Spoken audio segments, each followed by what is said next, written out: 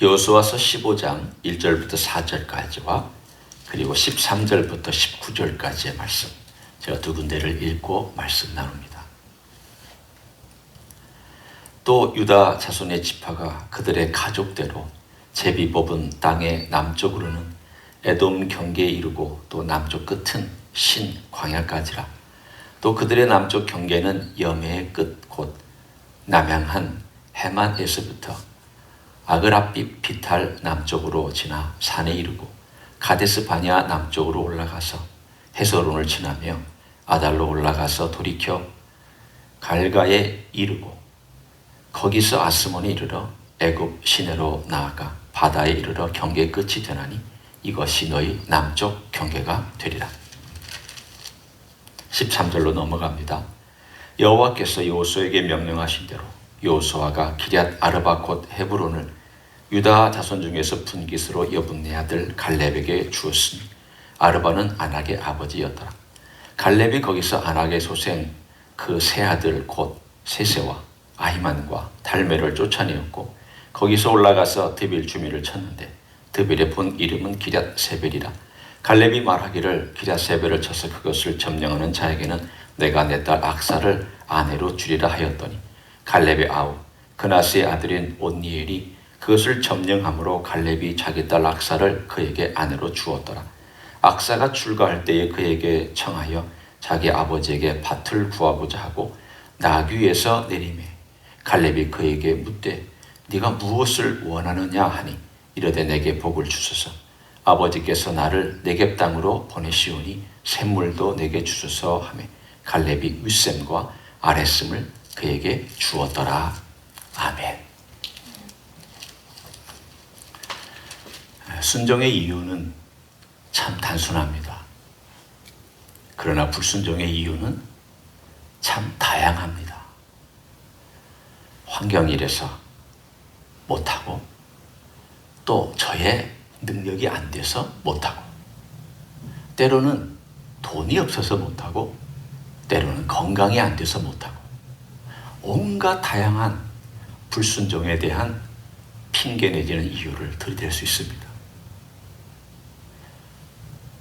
순종, 하나님을 사랑하기 때문에 라고 하는 단순한 이유가 순종의 이유일 것입니다. 온갖 여러 복잡하고 자기를 둘러싸고 있는 환경이 많다 할지라도 사랑하기 때문에 이 모든 것을 뛰어넘기 때문이죠. 그러나 우리가 역설적으로 불순종도 단순하게 생각할 수 있습니다. 여러 가지 세세한 이유들을 들이댈 수 있지만 이걸 하나로 묶어서 단순하게 표현해 보십시오 라고 얘기한다면 이렇게 표현할 수 있습니다. 예, 하나님을 사랑하지 않기 때문입니다 라고 말이죠. 그렇습니다. 하나님을 사랑하면 순종의 삶을 살게 되어 있고 하나님을 사랑하지 아니하면 불순종의 삶을 살게 되어 있습니다. 그런데 이 순종의 삶을 사는 그 사람의 특징을 보면 하나님을 사랑하고 또 하나님을 사랑하기 때문에 순종하는 사람의 특징을 보면 오늘 본문과 연관해서 두 가지의 모습을 동시에 볼 수가 있습니다. 그걸 조금 어려운 말이라기보다는 좀 딱딱한 표현을 제가 써서 표현하겠습니다. 하나는 수용성과 또 하나는 능동성입니다. 수동성이라는 말도 쓰기도 하지만 수동성 그러면 조금 뉘앙스가 너무 수동적이기 때문에 수용성이라는 단어를 제가 쓰기를 원합니다. 어떤 것이 수용성이고 어떤 것이 능동성인가에 대하여 오늘 본문은 그것을 잘 표현해주고 있습니다. 하나는 오늘 본문의 제목처럼 잘 받아들이는 것과 또 하나는 받아들이는 것에서 머물지 아니하고 진취적으로 나아가는 것, 이 두 가지.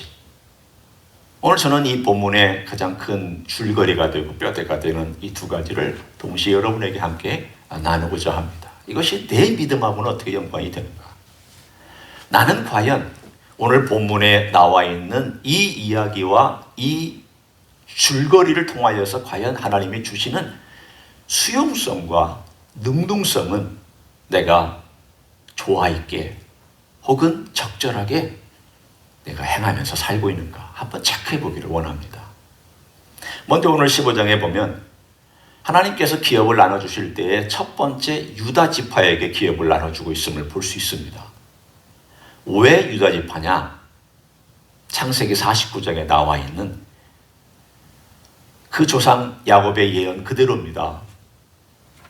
예언이란 우리는 생각할 때 예언 그러면 미래에 일어날 일들을 말씀해 주시는 것 그렇게 생각합니다. 맞습니다. 야곱이 예언한 것 미래에 일어날 일입니다. 그러나 미래에 일어날 그 일은 그 예언은 하나님의 주권에 대한 예언입니다. 하나님의 주권을 전혀 고려하지 아니하고 그 사람이 그렇게 될 것입니다. 그런 일이 일어날 것입니다. 그것만을 얘기하는 것이 결코 아닙니다. 예언은 하나님의 주권적인 역사가 어떻게 앞으로 일어날 것인가에 대한 이야기입니다. 따라서 하나님께서 누구를 통하여 하나님의 역사를 이 땅 위에 이루어갈 거냐.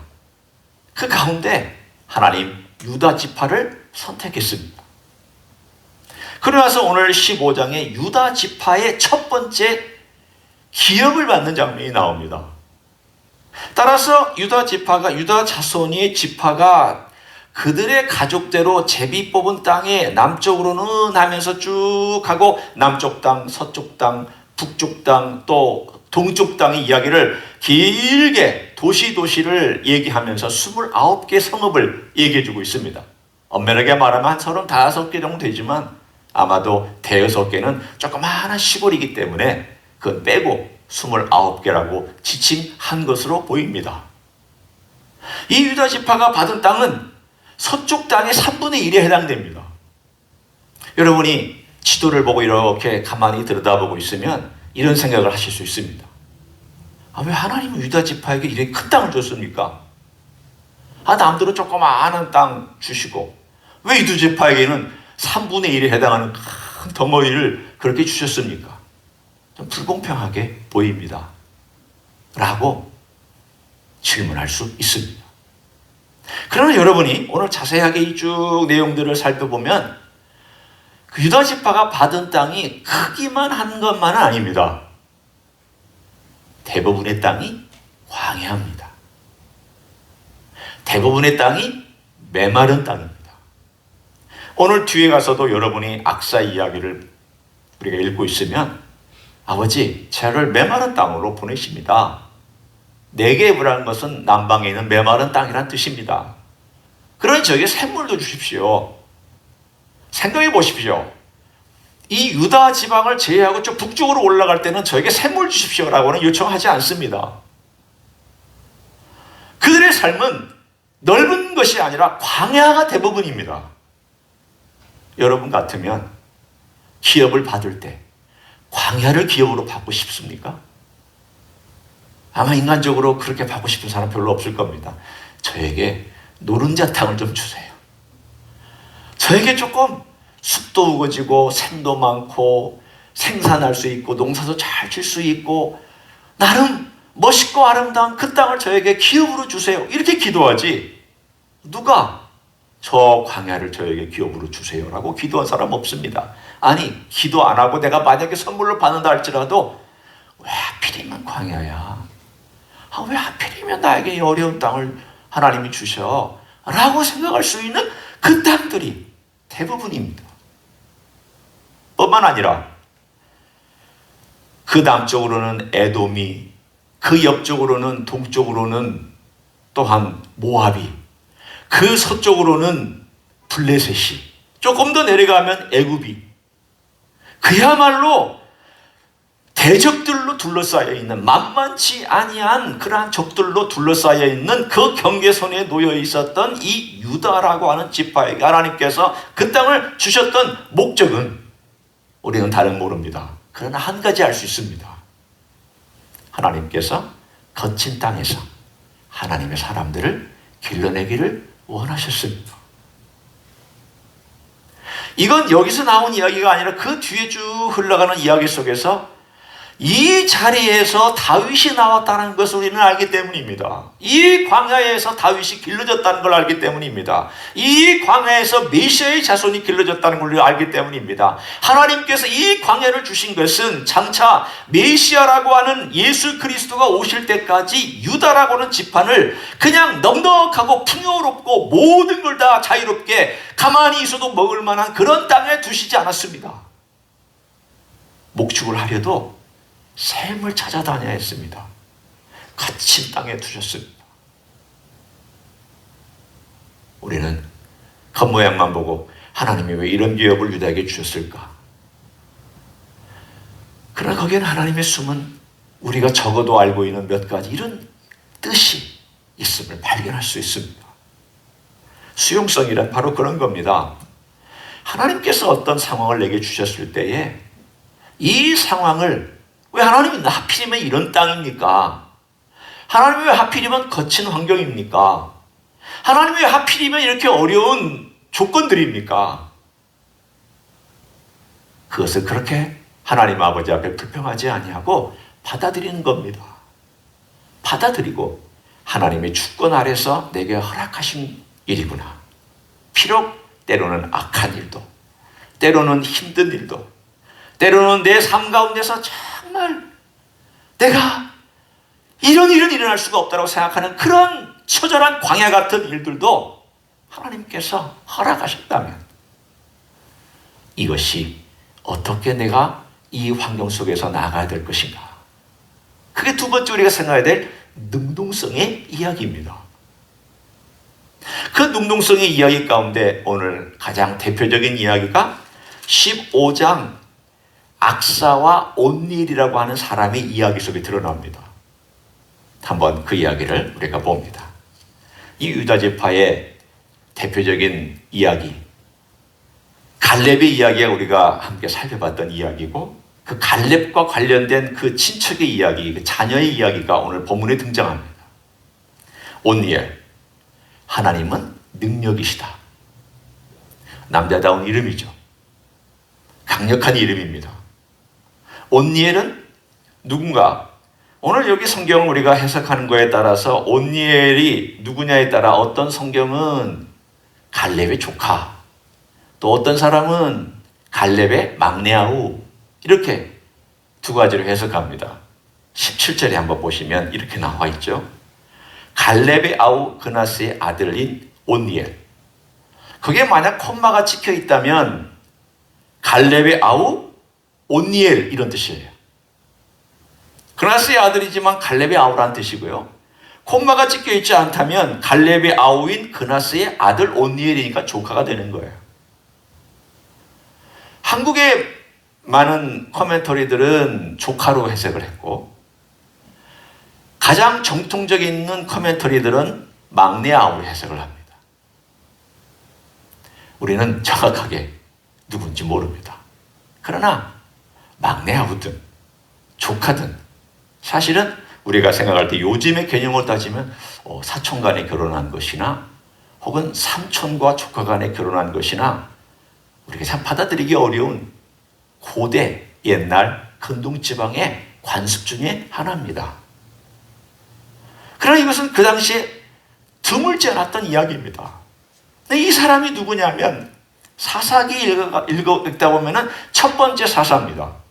하나님께서 이 사람을 사사로 들어서 사용했던, 갈렙이 죽고 여호수아가 죽은 다음 하나님께서 사용했던 이 온니엘이 사사로 등장하는 그 이야기가 나옵니다. 그런데 오늘 거기에 악사라고 하는 한 여인이 등장합니다. 이 사람은 갈렙의 딸입니다. 아마도 막내딸 정도 된 그런 딸인데, 이 악사라고 하는 이름은 여인의 발치라는 이름입니다. 팔찌는 우리가 많이 봤지만 발치는 참 별로 들어보지 못한 이름입니다. 보통 여인의 이름은 별이라든가 꿀벌이라든가 꽃이라든가 이런 것들을 많이 비유해서 썼는데, 발치라는 이름은 참 특이한 이름입니다. 아마도 이 여인들이 하는 장신구의 그 아름다움 때문에 이 아이에게 그 이름을 붙여줬는 듯 합니다. 지독하게 어떤 삶에 나쁘다는 의미보다는 그냥 평범한 여인으로서 가질 수 있는 장식품의 한 부분을 가지고 이름을 붙여줬습니다. 한쪽은 온니엘, 남성다운 이름을 가지고 있었고, 악사, 우리의 발음으로는 세지만 그러나 그 이름 자체는 굉장히 부드러운 여성적인 이름을 가진 사람입니다.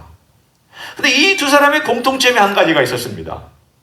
온니엘은 오늘 기랴세벨이라고 하는 도시, 그 도시를 점령하는 자에게 내 딸을 주겠다고 했더니 사실은 그가 딸의 어떤 욕심 때문이라기보다 믿음으로 그곳에 가서 그곳을 점령해서 그곳에 있는 사람들을 몰아냈습니다. 그것은 헤브론에서 가까웠기 때문에 분명히 거인들이 몇 명쯤은 살고 있었던 지역이었을 겁니다. 거기는 책들의 도시라는 이름답게 어쩌면 성벽도 있었고 사람들이 지켰으며 이제까지 있는 모든 기록들을 잘 보관하기 위해서 철저하게 군대들을 두었던 그런 도시였을 가능성이 큽니다. 온니엘, 하나님의 강건함을 의지하고 나가서 정복했습니다. 그랬더니 갈렙이 그 땅과 그 남방에 있었던 네게브라고 하는 거친 황야를 그의 기업으로 주었습니다.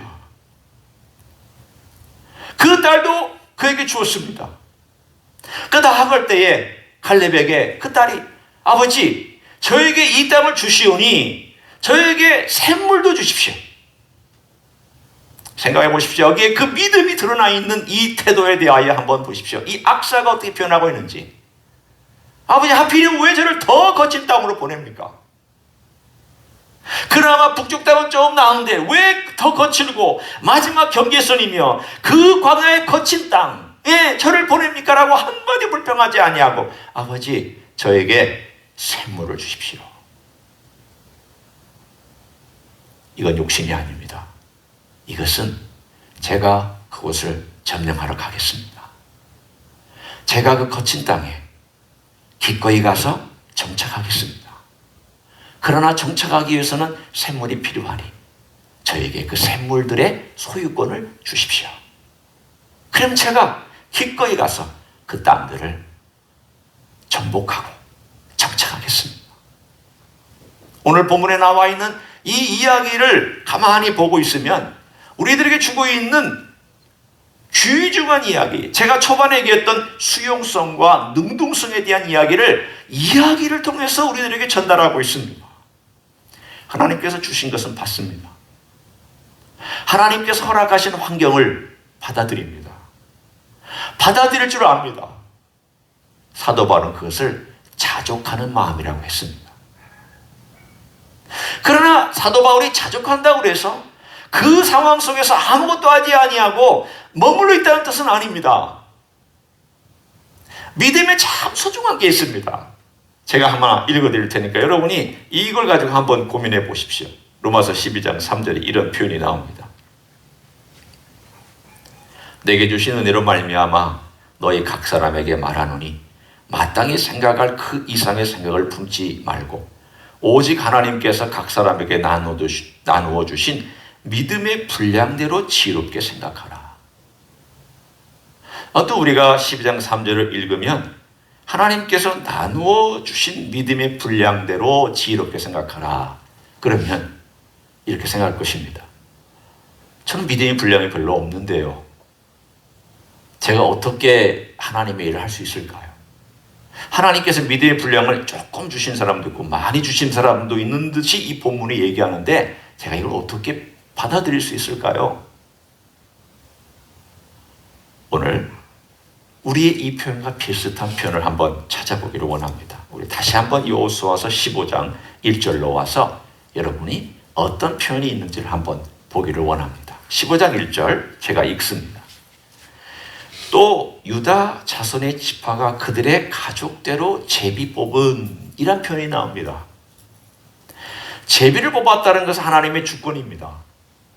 그런데 하나님의 주권이 역사할 때에 인간의 그 내용이 하나 들어가는데 그게 뭐냐면 가족대로라고 되어 있습니다. 가족대로. 이게 무슨 뜻일까? 하나님께서 제비를 뽑을 때 역사하세요. 그래서 어느 땅으로 갈까? 어느 도시로 갈까 다 하나님께서 가족대로 행하도록 해주셨습니다. 지파도 가는 것이 하나님의 제비를 뽑았고, 가족도 하나님께서 가는 곳에 제비를 뽑아서 가게 해주셨고, 어떤 경우는 거기에 뽑은 사람 중에 누가 이거 너 거다라고, 이 갈렙 같은 경우는 온니엘과 자기 딸에게 주어서 얘기한 경우도 있고, 다양한 것들이 지금 이 안에서 복합적으로 역사하고 있습니다. 분명히 하나님의 주권인데 그 주권 속에 하나님께서 고려하고 있는 대상이 있습니다. 가족대로라는 뜻입니다. 이건 여러 가지로 해석할 수 있습니다. 가족의 숫자대로, 가족의 능력대로, 가족의 분량대로, 가족의 정도대로, 그 가족이 그 땅에서 어떻게 하나님의 일을 행할 수 있는가에 대한 그 내용대로 여러 가지로 생각할 수 있습니다. 오늘 본문에 나와 있는 이 내용을 보면은 신약의 로마서 13장 2절에 나와 있는 것처럼 믿음의 분량대로라고 하는 본문하고 비슷한 뜻이 나옵니다. 한번 보십시오. 제가 예를 듭니다. 우리 인간에게 하나님께서 주신 한계가 있고요. 키도 한계가 있습니다. 한국 사람들, 남자들이 아시아에서 두 번째로 키가 큽니다. 최근에 176cm에 가깝습니다. 평균 키가. 저는 지금으로는 그 평균 키에 들지도 못합니다. 옛날에는 제가 평균 키였습니다. 옛날에, 제 시대에는. 그런데 생각해 보세요. 제 때는 잘할 수 있는 한계가 평균이 171이에요. 제가 이 키를 밝히고 말았지만 제가 171이에요. 그런데 지금은 키가 자라서 176까지 자랐어요. 그럼 한국 사람이 어디까지가 그 한계입니까? 평균적으로 76 정도나 더 이상 아마 크지 못하는, 그게 주어진 어떤 한계일 것입니다. 조금 더 큰 사람도 있고 좀 작은 사람도 있지만 그 한계입니다. 그러나 그 한계 안에서 얼만큼이나 그게 잘할 수 있는가는 또한 그 개인과 그 문화와 그 시대와 그 나라의 어떤 상황과 관련되어 있습니다. 다른 말로 픽스된 내용이 있고 플렉서블한 내용이 있습니다. 믿음이란 하나님께서 주신 정도가 있고 그 주신 정도 속에서 얼마나 내가 그리스도 안에서 성장하느냐의 정도도 있습니다. 에베소서 4장은 이렇게 말씀합니다. 하나님을 아는 것과 믿는 일에 하나가 되어 장성한 분량에 이르도록 말씀하고 있습니다. 어떤 사람은 내가 주님을 알아가는 데 있어서, 전 주님을 알아가는 것과 주님을 믿어가는 일에 있어서 저는 안 됩니다. 저는 제한되어 있습니다. 라고 말하지 말라는 뜻입니다. 성장하는 그 일을 계속하여서 그 일 가운데 주님을 배워가고 주님을 알아가는 그 일에 대하여 주님이 주신 분량만큼 계속 성장해가라는 뜻입니다.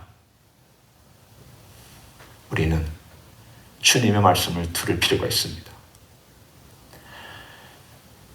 5달란트, 2달란트, 1달란트 받은 사람이 있는데 그 사람들이 다 일을 한 다음에 나중에 각각의 이윤을 남겼습니다. 하나님께서 5달란트 낳은 사람에게 착하고 충성된 종아라고 얘기를 했고, 2달란트 받은 사람이 또 열심히 해서 남은 거에도 착하고 충성된 종아 얘기를 했습니다. 마지막 1달란트 받은 사람은 이윤을 남기지 않아서 악하고 게으른 종아라고 말씀을 했습니다. 왜 착하고 충성된 종입니까? 착하다는 것은 하나님의 주인의 뜻을 알았다는 것, 그 뜻을 쫓았다는 것이 착한 것이고, 충성됐다는 것은 주인의 일에 끝까지 충성됐다는 것이 이 충성된 사람입니다. 악하다는 것은 자기의 뜻과 자기의 자유를 위해서 주인의 뜻을 쫓지 않았다는 데서 악한 것이고, 게을렀다는 것은 주인의 일에 대하여서 하지 않았다는 뜻입니다. 주님께서 우리에게 주신 것은 자유로운 선택을 주셨습니다. 믿음의 분량, 우리가 모르지만 정해져 있습니다. 하나님께서 각자에게 주신 믿음의 분량이 있습니다. 그러나 그 믿음의 분량이 나는 없다라고 얘기할 수 없는 것은, 그 분량이라는 것은 대단히 크고 대단히 넓고 대단히 깊게 발전할 수 있는 여지를 하나님께서 충분히 주셨습니다. 그리고 그걸 선택하도록 하셨습니다. 너는 선택할 수 있다. 너는 이 땅 위에서 선택하며 성장할 수 있다. 그래서 우리에게는 두 모순이 있습니다. 어떤 경우는 주어진 것이 있고 어떤 것은 성장해야 될 것이 있습니다. 어떤 것은 픽스가 된 것이 있고 어떤 것은 플렉서블한 것이 있습니다. 어떤 것은 수용해야 될 것이 있고 어떤 것은 능동적으로 지추적으로 나아가야 될 것이 있습니다. 우리는 많은 경우에 픽스되어 있다고 아무것도 하지 않습니다. 내 인생이 어렵다고 아무것도 하지 않습니다. 내 인생은 어차피 안 된다고 아무것도 하지 않습니다. 이건 주님께서 어떻게 우리의 삶 가운데서 풍요로운 은혜와 풍요로운 것들을 많이 주시는지에 대하여 구하거나 애쓰거나 능동적으로 일하지 않기 때문입니다. 많은 사람이 그래서 악하고 게으른 쪽으로 빠집니다. 결국 우리에게 주님께서 나중에 물으실 질문이 있습니다. 내가 악하고 게으른 종이냐 착하고 충성된 종이냐. 같이 옵니다. 이 두 가지는 늘 같이 옵니다. 착하고 충성된 종이냐 악하고 게으른 종이냐. 어디에 달려 있습니까? 주님께서 우리에게 주신 가장 큰 자유. 이 자유는 아마 우리가 예수님을 믿고 나서 받은 기업 중에 최고의 선물인데, 우리가 하나님의 자녀된 것도 최고의 선물이고, 우리가 하나님의 백성 되고 또 하나님의 시민권을 가지고 있다는 것이 최고의 선물인데, 그 선물 가운데 우리가 이 땅 위에서 누릴 수 있는 최고의 선물이 자유라고 저는 생각해요. 과거에는 내 자유를 위해서 하나님의 것은 별로 생각하지 않았어요. 무서운 내 자유, 반역의 자유를 추구하기 위해서 그렇게 살았어요. 결국 내 자유는 내게 감옥을 씌워서 나는 그 감옥에 갇혀있다. 결국 지옥에 갈 뻔한 인생이었어요. 그런데 내가 주님을 순종하기로 작정하고 그 순종의 길을 걸어가기로 해서 내 자유를 포기하고 주님을 따라가기로 하면서 갈등하며 살아가요. 왜? 포기한다는 건 쉽지 않으니까. 내 욕망대로 한다는 것을 포기한다는 건 쉽지 않으니까 갈등하면서 살아가요. 실패도 하고 성공도 하고 살아가요. 그러나 한 가지 중요한 걸 알아요. 주님께서 주신 자유를 따라가면 영원히 순종하기로 작정하고 실패할 때도 또 순종하기로 작정하면 결국은 인생에서 더 자유롭고 결국은 영원한 자유를 누릴 것을 알고 살아가요. 처음에 예수님 믿었거나 예수님을 배우는 것이 우리 주님께서 말씀하신 내용과 똑같아요. 수고하고 무거운 짐진 자들아 다 내게로 오라. 내 멍에를 메고 내게 배우라. 저는 멍에 같다는 생각을 참 많이 했습니다. 예수님 어렸을 때부터 교회 다녔고 신학 공부하고 목사를 할 때에도 내가 예수님을 믿는 건 참 멍해야. 너무 힘들어. 많은 것을 해야만 하고 의무적으로 나는 따라야 돼. 왜 이렇게 내 인생에는 이렇게 이런 것도 해야 되고 저런 것도 해야 되고 많은 것들이 그럴까. 의무로 느껴졌고 멍해로 느껴진 적이 생각보다 많았습니다. 어느 날 생각이 좀 바뀌었습니다.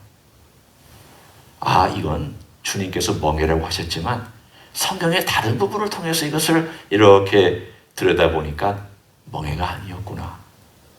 결혼과 같은 것이었구나. 자, 여기 신랑이 있고 신부가 있습니다. 인간의 일단 결혼을 한번 생각해보고 우리 주님과의 관계를 한번 제가 다시 옵니다.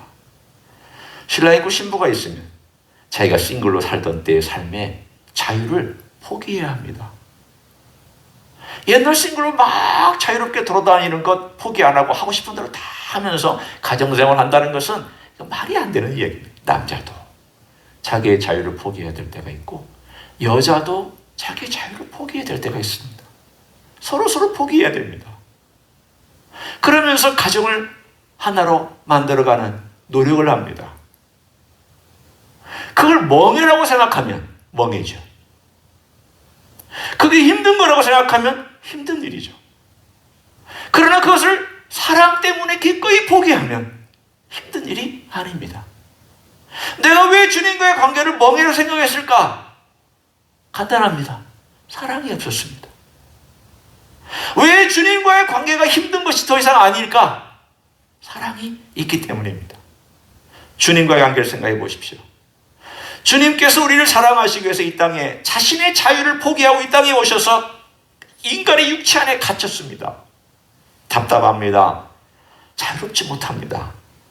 하나님의 그 자유함을 사실은 포기하고 인간의 육체 안에 갇힌 주님은 자유를 포기했습니다. 왜?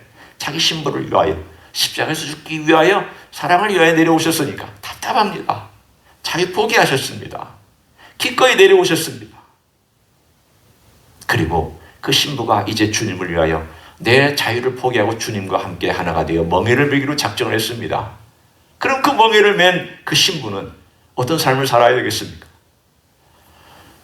신부는 신랑으로부터 아름다움을 받고, 신랑으로부터 거룩함을 받고, 신랑으로부터 모든 풍성한 하늘의 복을 받습니다. 그런 이 풍성한 것을 받으려면 내 걸 버리고 포기할 줄 알아야 되고, 이것을 기꺼이 기쁨으로 포기하면서 걸어가기 시작합니다. 이 비밀을 나중에서야 깨달았다는 겁니다. 제가 이건 정말 주님을 사랑하기 때문에 내가 이걸 버릴 수도 있구나. 주님의 사랑이 내 안에 있기 때문에 내가 이걸 버리면서 쫓아갈 수도 있구나 라고 하는 것을 깨닫게 되었습니다. 우리에게는 이런 자유가 있습니다. 주님께서 주신 환경 속에서 이제 어떻게 내가 믿음을 가지고 살아가느냐, 내가 어떻게 주님 기뻐하시는 길을 걸어가느냐. 주님 앞에 늘 주님, 제가 주신 사랑, 주님 주신 귀한 자유, 주님 주신 귀한 아름다움을 제가 바라보고 제 것 포기하고 능동적으로 제가 살아갈 수 있도록 저를 도와주십시오. 미래를 바라보고 주님과 함께 걸어가게 도와주십시오. 한 걸음 한 걸음 싸워가며 갈등하며 이기며 주님께서 주실 그 땅, 그 나라 정복해가며 살아갈 수 있는 갈렙과 온니엘과 그리고 악사와 같은 그런 삶을 주십시오. 이렇게 우리가 기도하며 갈 때 우리가 성장해야 될 장성한 분량까지 우리의 믿음이 성장해서 주님을 닮아가는 축복이 있을 줄로 믿습니다. 그런 삶을 살아가시기를 예수님의 이름으로 간절히 축원합니다. 기도하겠습니다. 하나님 아버지, 우리의 삶에는 주님께서 주신 환경과 조건이 있습니다. 어떨 때는 참 광야 같아서 열악하고 힘듭니다.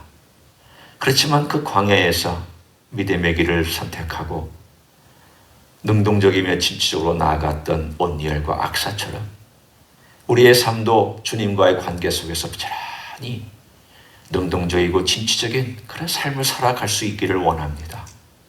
우리의 자유를, 주님 주신 자유를 의지하고 미래에 얻을 풍성함을 의지하며 걸어갈 수 있는 하나님의 종들이 되게 하여 주옵소서. 하나님, 내 자유를 때문에 주님의 자유를 포기하는 인생이 아니라 주님의 자유 때문에 내 자유를 포기할 줄 아는 인생이 되게 하시고 더욱더 주님을 닮아가는 멋진 인생으로, 아름다운 인생으로, 풍성한 인생으로 만들어 주시옵소서. 이제는 우리 구주 예수 그리스도의 은혜와 하나님 아버지의 극진하신 사랑과 성령 하나님 교통하심의 역사가 이 땅에 살아가는 동안 우리 주님을 닮아가기를 원하여 주신 기회 잘 활용하고 주신 은사 잘 활용하고 주신 시간 잘 활용해서 우리 주님을 적극적으로 닮아가기를 소원하는 이 자리에 참여한 모든 종들 위에와 주임지 히스교회 위에와 이민교회들과 한국교회들과 선교사님들 위에 이제부터 영원히 함께 하실지어다. 아멘.